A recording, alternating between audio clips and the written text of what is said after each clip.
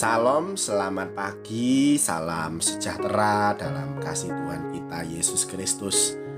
Puji Tuhan, kembali pada pagi hari ini kita berjumpa di udara dalam satu kasih, yaitu kasih Tuhan. Dan kita bersyukur masih bisa diberi kesempatan oleh Tuhan untuk boleh bersama-sama merenungkan satu berkat firman Tuhan yang pada pagi hari ini akan kita terima bersama-sama. Puji Tuhan, sebelum kita menerima berkat berupa kebenaran firman Tuhan, mari kita bersatu hati dalam doa. Bapa di dalam surga, Bapa yang baik, yang kami panggil di dalam nama Tuhan kami Yesus Kristus, pada pagi hari ini kami bersyukur bisa kembali lagi datang kepada Tuhan, menaikkan ucapan syukur dan banyak terima kasih karena Tuhan begitu baik dan sangat baik dalam kehidupan kami, menjaga, menyertai, melindungi kami, dan kami hari ini diberi kesempatan untuk boleh memasuki hari yang baru dan menerima berkat-berkat yang daripada Tuhan. Sebelum kami memasuki hari yang indah ini Tuhan, kami rindu untuk mengisi hidup kami dengan menerima berkat berupa firman Tuhan. Urapilah hamba-Mu dan urapilah kami semuanya, supaya berkat firman-Mu pada pagi hari ini benar-benar menjadi berkat dalam hidup kami. Kami siap terima kebenaran firman Tuhan dalam nama Tuhan Yesus Kristus. Haleluya. Amin. Puji Tuhan, pada pagi hari ini kita akan merenungkan satu kebenaran firman Tuhan yang terambil dari Mazmur 12 ayat yang ke-7.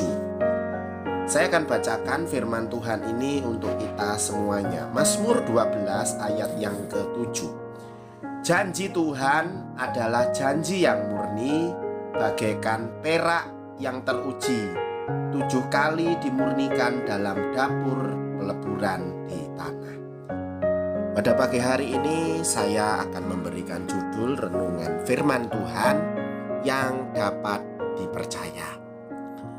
Saudaraku, andai kata semua orang di dunia ini diberi sebuah tawaran untuk membawa alat pendeteksi kebohongan kemana saja mereka pergi, kira-kira ada beberapa banyak orang yang bersedia untuk melakukannya. Mungkin hanya sedikit orang yang bersedia. Mengapa? Karena di zaman sekarang ini kita hidup di tengah angkatan yang tidak lagi berdasarkan fakta dan kebenaran, melainkan berdasarkan emosi dan keinginan subjektif. Kita menemukan banyak orang yang tidak bisa dipercaya, dibutuhkan meterai, surat perjanjian, bahkan sumpah untuk menunjukkan bahwa seorang dapat dipercaya. Sebenarnya keadaan ini bukanlah sesuatu yang baru.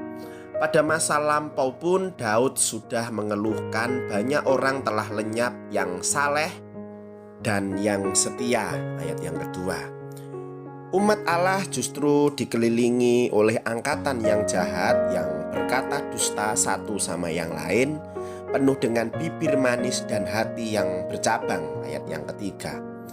Tidak hanya itu, umat Allah juga dikelilingi oleh orang-orang yang memakai lidah mereka untuk bercakap besar atau pongah, ayat yang keempat, serta yang perkataannya menjatuhkan, mengambil keuntungan, serta menindas orang yang miskin dan lemah.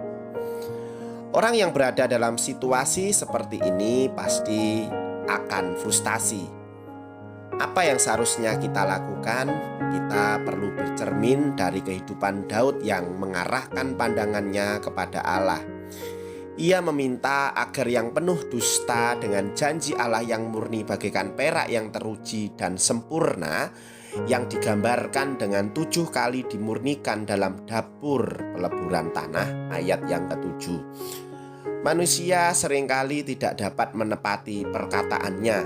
Sebaliknya, hanya Allah lah saja yang selalu menepati janji-janjinya. Itulah sebabnya umat Allah dapat mengalami kelegaan di dalam janji Allah, karena Allah senantiasa menjaga umatnya terhadap angkatan yang jahat di sekeliling mereka. Ayat yang ke-8. Saudaraku yang terkasih di dalam Tuhan, saat ini apakah kita sedang merasa frustasi karena tidak ada yang dapat dipercaya? Pandanglah saja kepada Allah.